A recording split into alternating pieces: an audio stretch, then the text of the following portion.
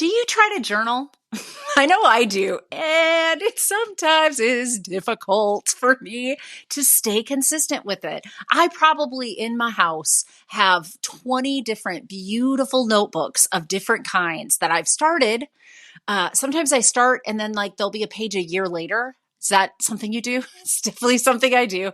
I cannot sometimes just get into the habit of it. I'll do it for a while. I'll have a jag with it, but I just sometimes can't get into the habit of it. Lately, meditation has taken priority over journaling, but after today's guest, Kathleen Adams, I'm feeling inspired, my friends. And if you want to feel inspired about getting into a journaling habit and what it can do for you to help you with a centered life thriving, then keep listening.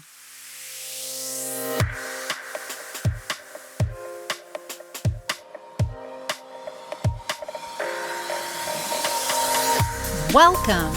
This is Midlife Crisis to a Centered Life Thriving, a podcast that teaches women in midlife to unapologetically stop silencing their dreams and start designing the lives they want to live in. I'm your host, Dr. Natalie, and as a clinical psychologist of the last 2 decades and a twice divorced single mother myself, I not only know how hard it can feel heading into midlife, I am living it right here with you.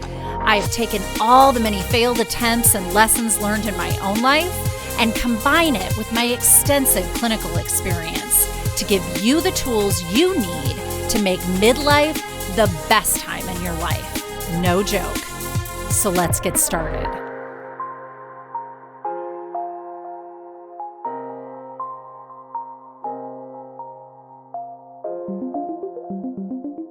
Are you on my mailing list yet? Because if you're not, you really should be. You want to join at learntoloveyourstory.com. If you scroll down, I'm giving away a freebie for you. Honestly, you know what it is? A free course. I sell online courses, but this is a course just for you. And it's about freeing yourself, letting go of what others' expectations and ideas are for you. You know, that nagging self-doubt in your head, it's usually fueled by your consideration of what others think of you over your consideration of what you think of you. And so I teach you in my video all about what is underlying that kind of self-doubt and how to get out of that conundrum. And I give you a workbook that goes with it that helps you to build the skill sets that you're going to need for that. So please make sure you're on my mailing list, because at the least, you're going to get a free gift. And at the most, you're going to hear about all the things that we're doing on Midlife Crisis to a Centered Life Thriving and learntoloveyourstory.com. And you don't want to be missing out on any of the new things that'll be coming your way. Welcome back, everyone. It's so good to have you. We do have a guest today, and she is an amazing guest. Her name is Kathleen Adams. Kathleen is a psychotherapist and founder of the Center for Journal Therapy in Denver, Colorado. Her passion in life is teaching the healing art and science of journal writing. You know, I love that it's scientific, and she talks about research she has done in this area throughout the podcast today.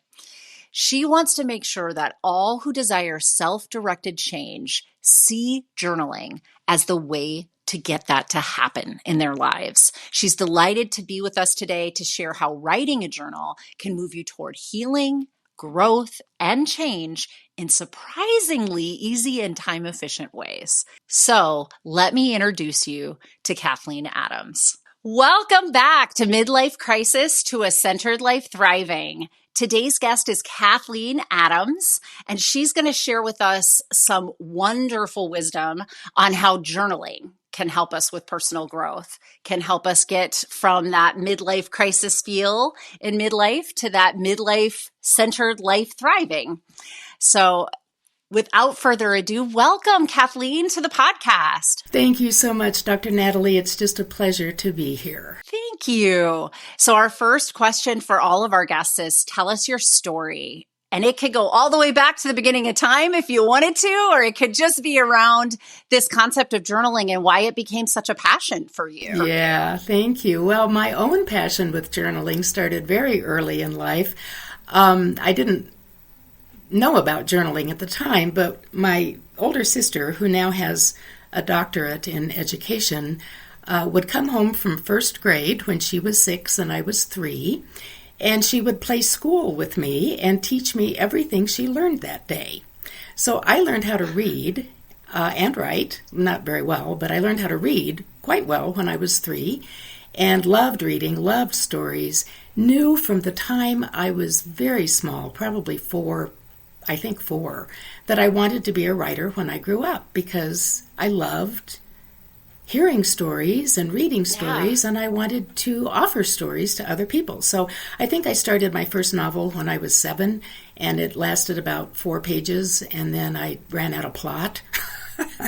But anyway, when I was 10, my aunt gave me a little 5-year diary with the little lock and key that you could pick with a bobby pin.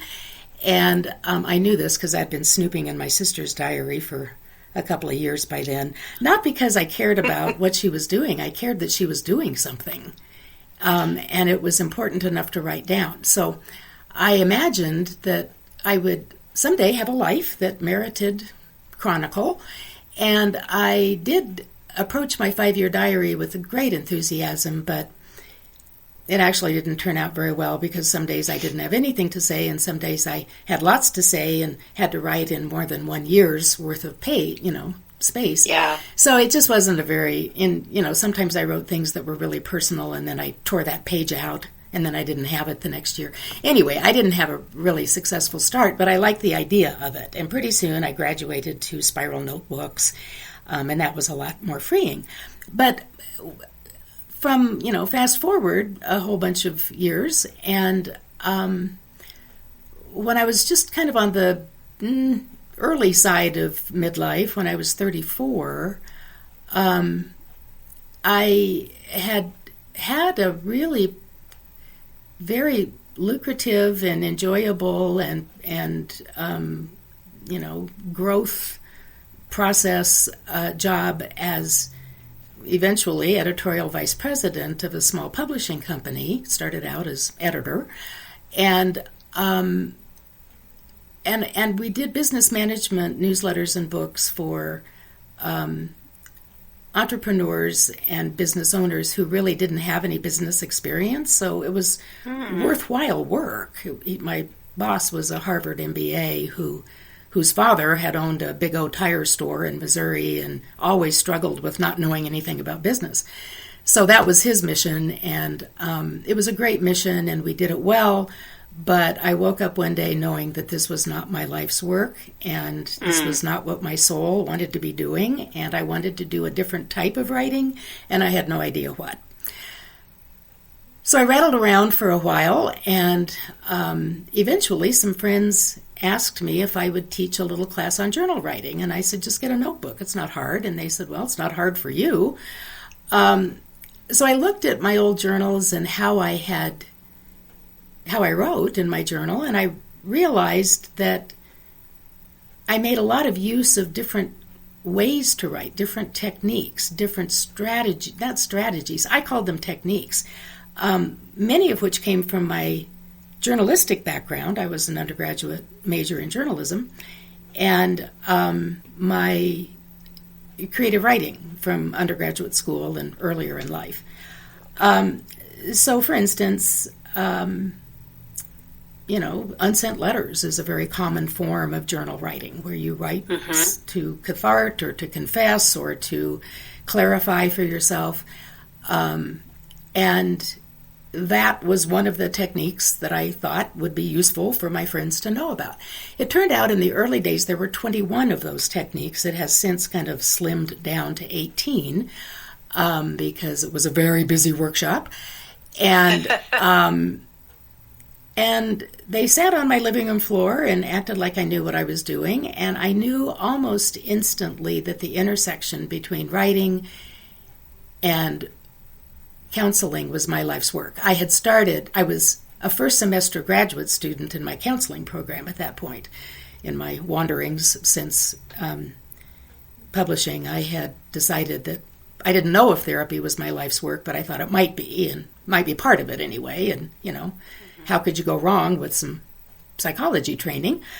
So, so it was very fast-paced. I wasn't taking anything but basic classes in that first semester, and so I was terrified that people might cry or get in too deep, and I wouldn't know what to do. So I kept it very lively, very peppy, and we had just an outstanding experience with that first class, and I fell face first into it. I knew without any question whatsoever that my commitment was that I would follow this wherever it led me, no matter what it took. And that was 38 and a half years ago, and I'm still going strong. That's amazing. And it's just been such a wonderful, wonderful adventure through all of it. I am convinced that people who know the power of writing in their own lives are among the most informed and enlightened and self-aware, and often happier and more peaceful with themselves when they can turn to writing as a way of exploration, of discovery, of engagement with their own needs, wants, pains, happiness, struggles, triumphs. The journal will hold it all. The first chapter in my first book, Journal to the Self, is called The 79-Cent Therapist. And that was written a long time ago. Now it would probably be a $2.79 therapist when you adjust for inflation, but that used to be the cost of a spiral notebook. And so that, I don't think the journal replaces therapy by any means, but it can certainly, my work as a therapist has been to bring writing in a purposeful and intentional way into the client's therapeutic experience, to the extent that the client is willing to do that. And, what I find, and what other therapists have also advocated in a little survey that I used to give to therapists, is that when people write a journal, the therapy often moves faster and is more coherent, because there's 167 hours a week that our client isn't with us, if we're seeing them weekly, and they can do their own extension work in the hours that they're not with me. So it is a real, for people who are willing to take it on. And there's ways to encourage people to take it on. I teach an entire class for therapists. Definitely need to talk about encouraging people to take it on, because I also am one of these, I'm such a strong advocate for journaling as a therapist, and yet getting into that pattern for myself, I have fits and spells with it. Like I do it and then I stop, and then I do it and then I stop. So we definitely want to get into that today. That's a very common story. You have a lot of company. Mm-hmm. I want to go back, because it's such a beautiful story that you came out of school ageness and into your career and reflected, like, this isn't working for me. But what you went back to was from your childhood. Tell us a little bit about what pulled you back into the journal, and then to see that as your passion. I never left the journal. I have been writing a journal consistently from the time I was 10. And, with some false starts along the way, but consistently, really. Starting in high school, I was very consistent with it. And it has just always been a life tool for me. For a long time, I thought that I wrote a journal because I was a writer. And I didn't know that other people wrote journals also who didn't consider themselves writers. So that discovery came when I was 31, 3 years before I started teaching Journal to the Self, which in those days was called Write On with an exclamation point, because it was the 80s. But when I was 31, I experienced a really, the worst trauma of my life, actually, and was very rattled and shaken. And my And there was a workshop that I had been registered for months in the tradition of Ira Progoff, who I consider to be the founder of journal therapy, even though he may not have identified himself as such. He was a psychoanalytic psychologist in Manhattan in the 50s and 60s and beyond. But in the 60s, in the 50s, he studied with Carl Jung at the Jung Institute in Zurich on 3 different postgraduate fellowships. And after his third one, he came back with this burning mission and vision to create a method of analytic interpretation that involved the therapist teaching the client how to kind of unpack their own subconscious mind and their own unconscious. And this, I'm imagining that the Manhattan, psychoanalytic community did not exactly take well to this rather radical approach in 1959 when he, announced his plan. But he did create what he called in those days a psychological notebook for his clients, and it was a journal. But it was very structured. It had a lot of processes that were designed to evoke unconscious material in a way that was safe and organic and in alignment with Jungian thought, which had a lot to do with, the collective unconscious, which Progoff interpreted as the underground stream where all of our images and archetypes live and emerge as we invite them forward. So it was really a beautiful methodology. And it was very, very shortly after this traumatic event, and I told my minister, it was at my church, I told my minister that I just thought I couldn't do this because I was just too raw. And he said, no, you need to do this. This is where you need to be. Yeah. So I reluctantly, but, eagerly also, went, and it changed my life. It was so healing. It was so wonderfully cathartic. It was exactly what I needed. And it didn't resolve my trauma, but it certainly gave me tools to deal with it at a much more profound level than I might have. And I also, the other huge discovery was that in a room full of, in a church lobby full of 200 people, I did not see a single person that I recognized from the press club. I was an active journalist for years prior to that. I knew pretty much everybody in town. I didn't see a single person I knew. I thought, and so I walked around saying to people, why are you taking this class? And they said, because I want to learn the Progoff method. Why not? So that was my first awareness that other people wrote journals. So that was really kind of a turning point. That's interesting. Yeah. So after that, I dove into my Progoff journal face first, but it's a very complex method, and it takes a lot of time. And the 30 days before I started graduate school, I took several of these same workshops with different instructors over the next several years because I just loved it. And I realized after a while that the reason I kept taking the workshop was because I never did the Progoff method unless I was in a workshop. I would keep it up for 2 or 3 weeks afterward, but it was just too complicated.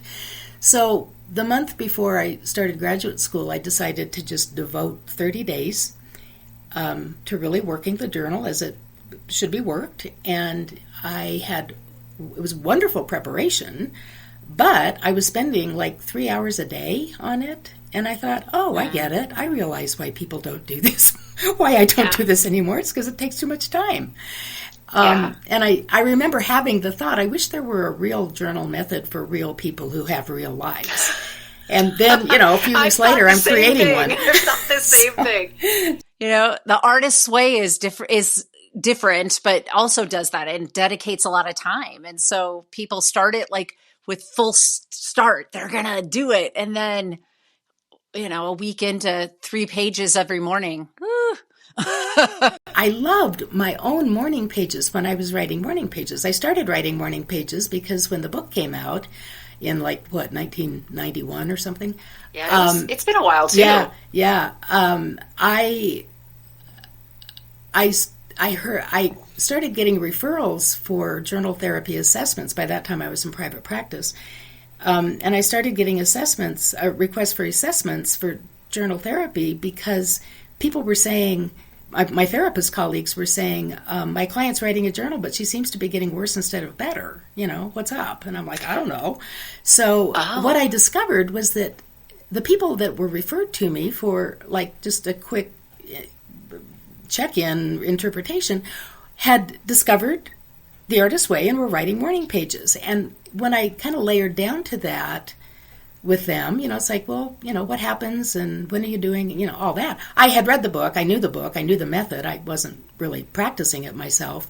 But the consistent story that I heard led me to the interpretation that when the first voice you hear in the morning is your own voice, and it is when the membrane between the conscious and the unconscious mind is the most permeable. If that voice happens to be the voice of your inner critic or your inner saboteur or your inner, whatever, introjection, it can lead to setting yourself up for a not very good experience of the day. So I started suggesting, well, what if you ate breakfast first? Or what if what if the instruction to write 3 pages first thing in the morning when you roll out of bed, pee, make your coffee, sit down, write, no excuses, no exceptions, which, Julia Cameron never meant it to be. Right. She's got a style, but that isn't, that's, I don't think she ever intended that people would do this in a way that was harmful potentially for them. But, it's like write evening pages if you want to, or walk the dog first, or, take a shower. Mm-hmm. Get yourself positioned where you can write from a place of your cognitive behavioral strength, and then take it away. It's also quite a lot. 3 pages took me about 20 minutes, and I'm a really fast writer. Because they're large. Yeah. It's not your standard notebook, it's not wide ruled or college ruled. It was even bigger at the pages. So they took a while to fill. Yeah. So it was, so anyway, that was, one of the places where permission is one of the huge aspects of therapeutic writing. Structure, pacing, containment, balance, and permission are my 5 guidelines for therapeutic writing. And, I have an entire model called the journal ladder that starts when I was working with trauma patients in a hospital setting. As a journal therapist, I heard, horrible stories of traumatic abuse and how people had been trying to work it through in the journal, but sometimes they would fall off the cliff and go into this very dark, deep place that they couldn't get out of. We kind of shorthanded it as falling into the pit or falling into the abyss. And again, they were writing without structure or pacing or containment and inadvertently re-traumatizing themselves in their writing because they're trying to work it through and it just came back in a flood. So by that time... It just became a re-experiencing rather than a By that processing. time, I had learned... I had created some other techniques that weren't in the original journal to the self-workshop, just, out of 6 years of being a therapist in psych hospitals, and, doing journal groups, I created some new techniques that were appropriate for various therapeutic, experiences. And when I realized that structure, pacing, and containment were absent in free writing, which is even morning pages has a little bit of containment. It's 3 pages and then stop. Yeah. And the structure is write what's on your mind and do it first thing in the morning before you do anything else. So there was some, natural boundaries, even though they were pretty loose boundaries or wide boundaries. But so I took all my techniques and I ranked them in terms of what's the easiest, most accessible, fastest, results-oriented technique I know in all of my inventory of techniques, and it turns out that it was sentence stems. Right now I feel, today I want, the most important thing to do is, It does, because it already formulates an idea or a schema of what you're going to start to talk about. Mm-hmm. Mm-hmm. And it is, in my experience with using both sentence stems and the corollary of questions, the most important thing to do is can be, what's the most important thing to do today or right now? Right now I feel can be, how do I feel? And one of the interpretations I had made over the years was that springboards, in a looser vernacular, I call these springboards, that start with a sentence stem tend to follow a narrative arc. They tend to be the story. Questions take us deeper, and they become the query. What is the purpose of the story? So there's just like a little bit of a different cognitive experience with finishing a sentence versus asking yourself a question and then answering it. So we go with sentence stems as the very first rung on the journal ladder. And then 14 rungs later, 13 rungs, because there's 14 rungs in all, is free writing, which is where most people start in the absence of a different idea. Right. And so no wonder people have a hard time with journals. There's all kinds of things you can do with the journal that appeal to different cognitive states, different processing styles, different cognitive processing styles and emotional processing styles. So the lowest rungs of the ladder, 5 techniques, are concrete and observable and rational and data-based. So they really appeal. Not only about... And developmentally, that makes sense. In our learning arc, you don't go to, grad school before preschool. So you start with those concrete stages in elementary. Also appeals to clients or people who are rationally based, who are data-based, who are, scientists or engineers or left-brained people who like facts and figures and data. The middle rungs of the ladder move into creativity and insight, and they're a little bit more relational, and they appeal to people who like to be imaginative. There are some techniques where you're, using all of your senses to tell a story. It's called captured moments. And the upper rungs of the ladder are the abstract intuitive techniques. These are the ones, the Progoff dialogue technique exists in the upper rungs of the ladder. 2 of the 4 techniques in the upper rungs that ends with free writing are intentionally designed to invoke kind of an alternative reality. So the dialogue techniques, they require the capacity to suspend rational thought and move into, kind of what if, possibility thinking. So the dialogue technique is a conversation where you make up both parts. You ask your question and then you change chairs, like in the Gestalt technique, and if you're dialoguing with your midlife crisis, you say, hey, midlife crisis, when is this going to be over? And midlife crisis says, well, as soon as you accept the reality that this can be a really fertile time for you. And the next question is, oh, really? Are you kidding? Is that true? Oh, sure, it's true. I've been through this many times. I know the pattern. Oh, okay, well, what do I do next? Well, it's like you're accessing your own inner wisdom, your own inner resources. And there's another one that requires a temporary suspension of, rational reality, which is perspectives, which involves jumping time, like 1 year from today, dating your page 1 year from today. on this date in 2025, where am I in the context of my midlife adjustment? Yeah. Menopause is finally over.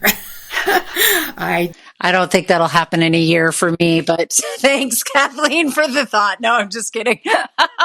Yeah, it doesn't. But still, it's a warranted. Yes. Because it patterns you towards your future self. Yes. Who might embody other things that she can do that you can't do yet. And you're anchoring into that in a way when you're asking that future wisdom to inform you today. That's right. And you have identified some of the really primary characteristics, one of them being anchoring. When you can project your best possible self a year from now, you then have something to move toward, and you can work backward from that to say, well, if a year from now I'm going to be, healthier, happier, whatever that means to you, then what do I need to do now? How would I know I was getting there? What would be in place? Yeah.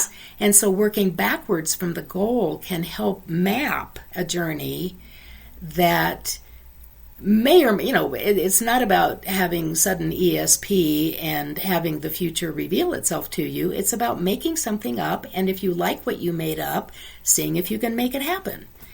And the journal partners with you at every stage of the way. Right. And I like the idea of it being a container as well. Sometimes in midlife, everything feels like it has the same amount of importance, and we get into that anxiety overwhelm. And so having a space to put it, discuss it, dialogue around it, whatever, it is also a place to keep it. Then I get to go into my life and do my life. And when I want to come back and revisit this and self-reflect more, I can, but it doesn't have to chase into my life and overwhelm me when I have a lot going on already. Absolutely. Absolutely. Yeah. The journal can really help with overwhelm. It also serves the form of helping you sort. And sorting is, I think, really useful when you're feeling stressed. It's like,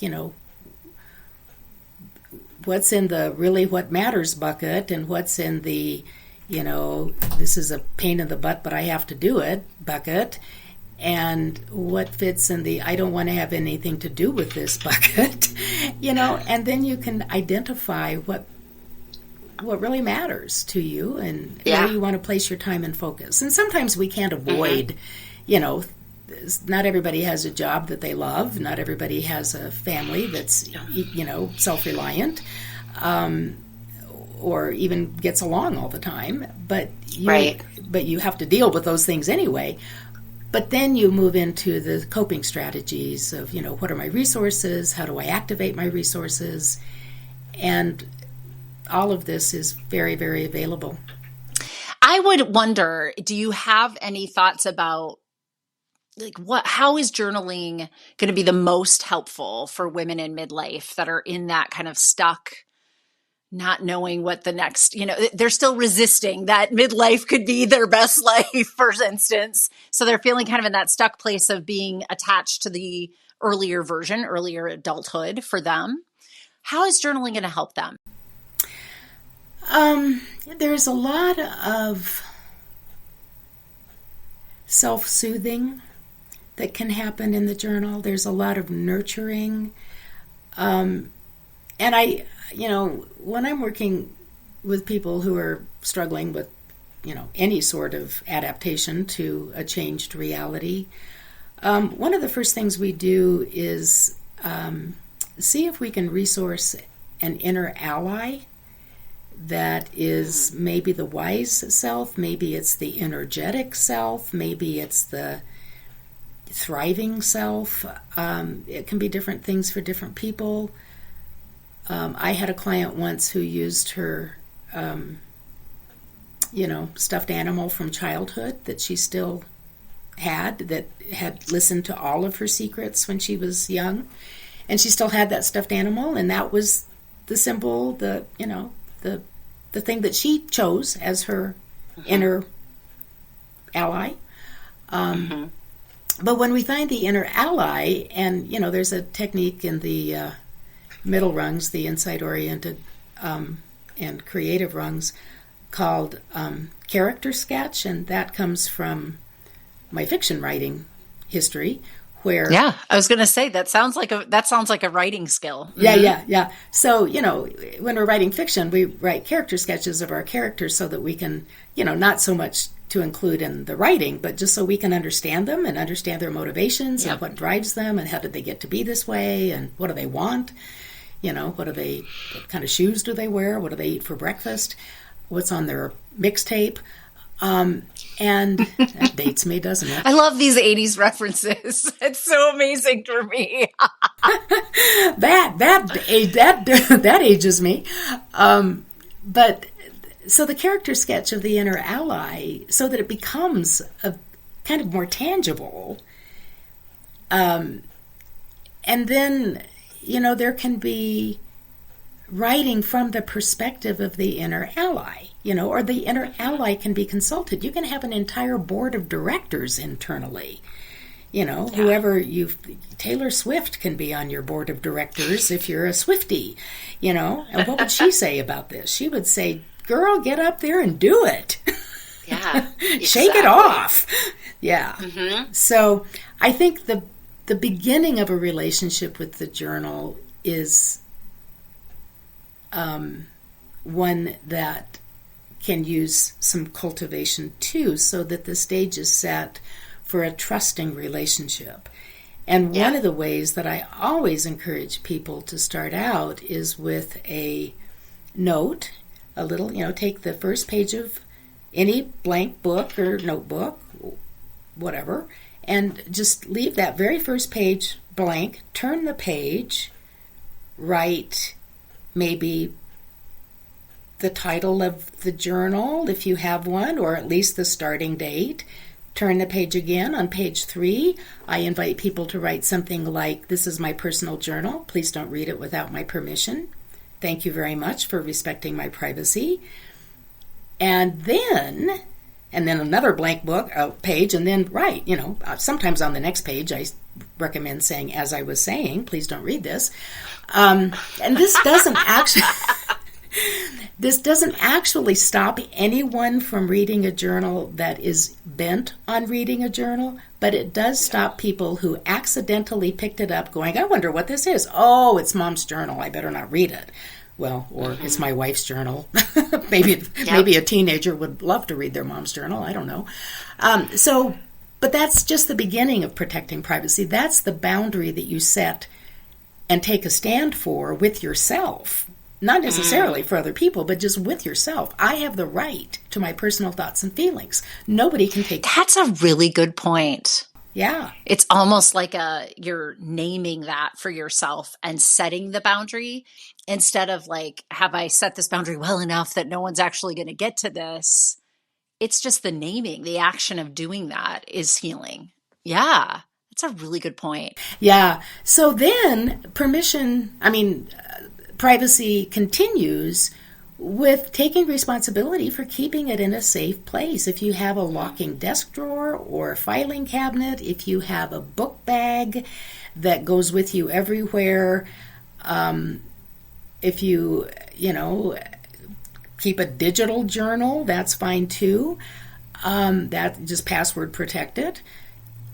There's no significant difference in outcomes whether you write by hand or write on a device.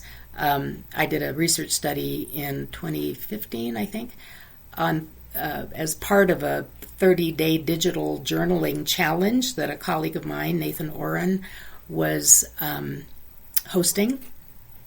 And there were gigantic number of people who took this 30-day challenge, more than 1,000 all over the world. Oh, wow. Yeah, and it narrowed down to about 450, I think, that agreed to take the research part of it. Not all of them finished, so we didn't end up with that many, and we did a little bit of data mess up with, how we collected anyway, it had some challenges. It would not stand up under scholastic academic standards, but it was enough to get us going. And the reason I wanted to do the study with Nathan, with Nathan's agreement and participation, was because 1/3 of the people in this study were men, and that is like unheard of in the journal world. Most of the time, the ratio of men to women, I can't ever get male clients to do that. Never. Yeah, they respond. Men respond when men. I did an entire study with men back in the 90s. It resulted in a book called Mightier Than the Sword, The Journal as a Path to Men's Self-Discovery, that went out of print almost immediately. I didn't even have time to buy up my remainder copies because it was just like premature. But I had the best time with 300 men or 200 and some men who participated in this study with me. Anyway, once men get started, there is no discernible difference in how and what they write about as women, but getting started is more difficult for men, and part of it is they don't want to get really deep in the weeds. So the short, structured, concrete, data-based, information-driven prompts are a really great place to start. And and then they will easily move along into the more insight-oriented and intuitive techniques.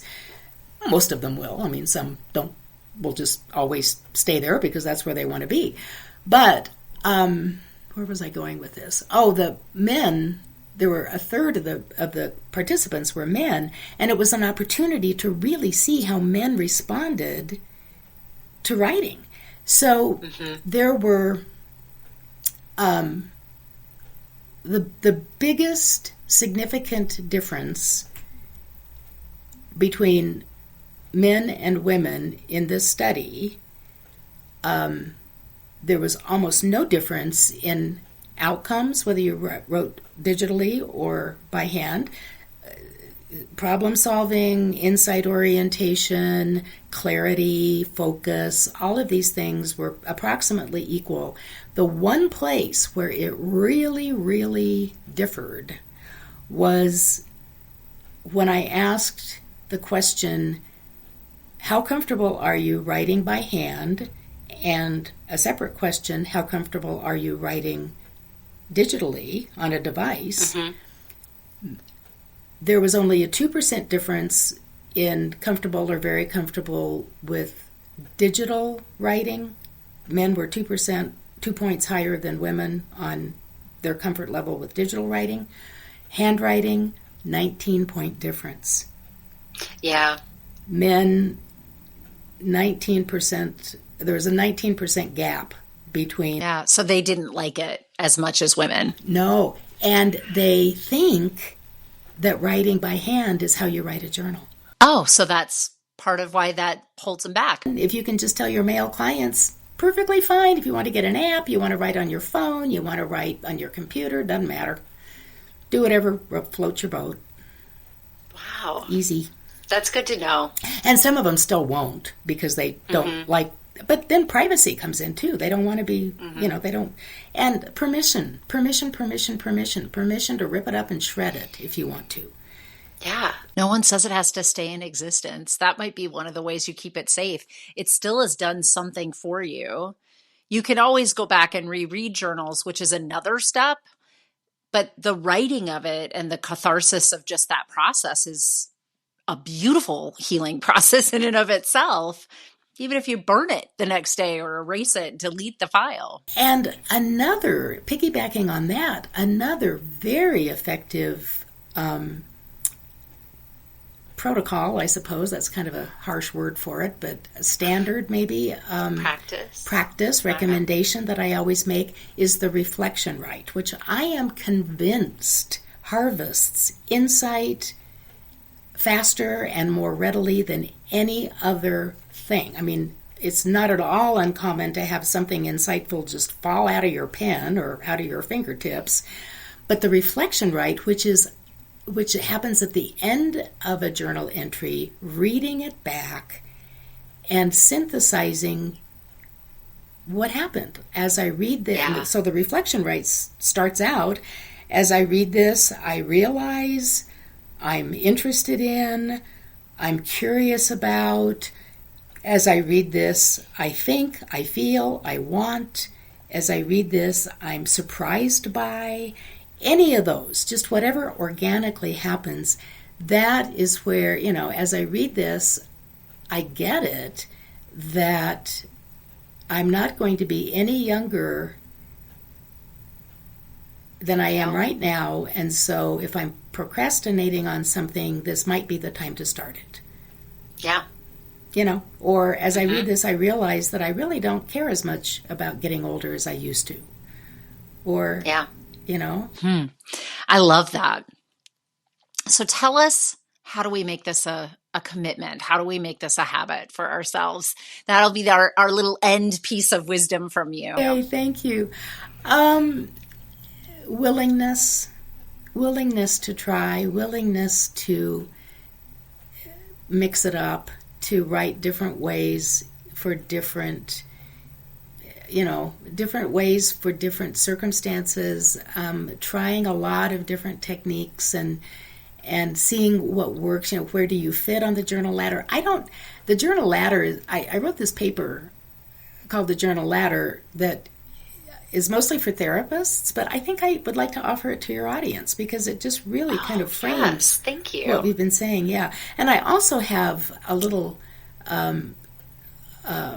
online class that's just, a self-paced 7-part class called J is for Journal. And it just kind of talks about some of the basic ways to get started. And there's something like, I think, 68 different journal prompts in there in like a 15-page paper. So that's also something that I'd like to offer your folks. But yes, how to make the commitment? Like any commitment, it grows roots with time. And like any worthwhile commitment, it enhances your life overall by reflecting, something about your core values and your capacity to, see the long game. So it doesn't have to be every day. It doesn't have to be more than, 5 minutes. There's a technique at the lower rungs called the 5-minute sprint, which is just, set your timer for 5 minutes and write. And when the timer stops, stop. Rings, stop.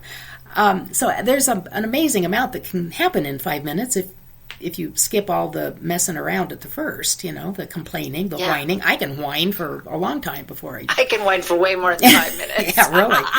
But just 5 minutes, hit the page right, do a reflection, move on. Got it. So there's ways to make it not cumbersome. There's ways to make it fun. There's ways to make it purposeful.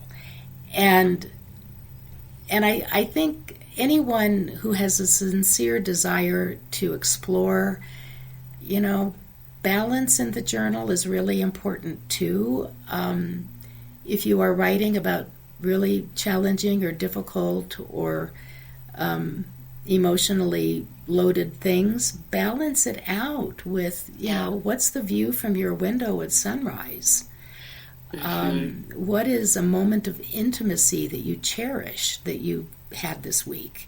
Balance in the journal. A little bit of light will illuminate quite a bit of struggle and pain. Yeah, for certain it will. Well, thank you, by the way, for offering that free gift of the ladder to my listeners. Where can my listeners find you, your courses, that kind of thing? I'll make sure that the links are also in the notes today, but let us know, where can we find you? My primary website is journaltherapy.com, and that is, sort of the hub of everything we do, so you can hear about other things. I also have a public-facing school called Journalversity on a learning platform, and that's under redevelopment right now. We're doing a little housekeeping and updating of the website and those kinds of things, but That's where J is for Journal will be hosted, and they can, see other offerings at Journalversity from there. And, I'm available. My email will be on your show notes, I'm sure, but it's kay@journaltherapy.com. And I would love to hear from anyone who might. Oh, and we have certified instructors for the Journal to the Self workshop all over the world, really. So on Journal, wonderful. Yeah, on journaltherapy.com, there's a tab for, Journal to the Self, and in it has an international directory of people who are certified to teach the course. So that's a little fun 12-hour course that teaches you 18 different ways to use your journal. There you go. Oh, thank you so much, Oh, Kathleen, it's been for just being a on the podcast. pleasure. Yes, it's been wonderful. Good. Thank you so much, Dr. Natalie. It's been You're a pleasure welcome. to be with you. Wasn't that just such a pleasant podcast? I enjoyed myself. I hope I didn't do a lot of talking in this podcast because, well, I was enamored, to be honest. I loved everything that she was saying. But I'm going to do a little practice that she shared with us, that reflection practice towards the end of the podcast. So as I reflect on this podcast, not a journal entry, the thing that I learned is that part of what gets in the way is our own preconceived notions of what journaling should or shouldn't be. And that when we, pull that out of our way, essentially, and just try things, and what works sticks and what doesn't work, throw it away. No judgment, staying compassionate towards ourselves as we're trying to build a commitment to this process. So it isn't that we're not good at journaling or that we just don't have the motivation to do it.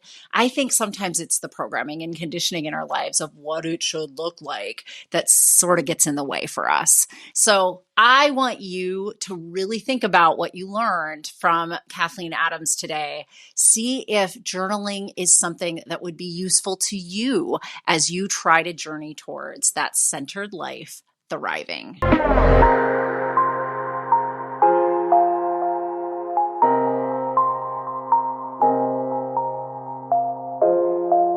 Because I am a licensed clinical psychologist in the state of Minnesota, I have to make sure at the end of each of these episodes that I give you the disclaimer that none of the material that I talk about in these podcasts is meant to replace any kind of therapy or formal medical or mental health treatment. And in fact, anything that I offer on my website, my coaching programs, any kind of psychoeducational materials that I release are not a replacement for that level of care.